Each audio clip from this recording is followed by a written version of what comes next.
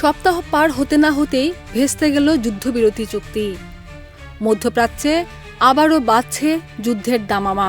Hormuz প্রণালীতে বাণিজ্যিক জাহাজে drone হামলার জেরে এবার সরাসরি ইরানে ক্ষেপণাস্ত্র হামলা চালিয়েছে মার্কিন সামরিক বাহিনী।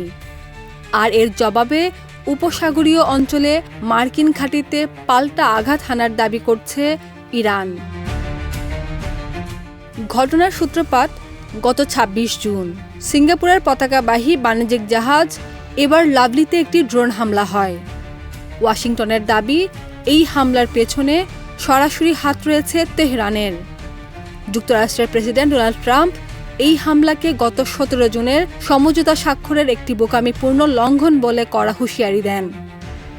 এর ঠিক পরই মার্কিন বাহিনী ইরানের বেশ কয়েকটি সামরিক লক্ষ্যবস্তুতে জোরালো হামলা চালায়। মার্কিন এই হামলার পর চুপ করে থাকেনি ইরানও। ২৭ জুন ইরানের ইসলামী বিপ্লবী গার্ড বাহিনী রাষ্ট্রীয় টেলিভিশনে এক বার্তায় দাবি করেছে, তারা উপসাগরীয় অঞ্চলে একাধিক মার্কিন স্থাপনায় পাল্টা আঘাত হেনেছে। আইআরজিসি স্পষ্ট ভাষায় সতর্ক করে বলেছে, যদি এই আগ্রাসনের পুনরাবৃত্তি ঘটে তবে আমাদের পরবর্তী প্রতিক্রিয়া হবে আরও ব্যাপক এবং আরও কঠোর।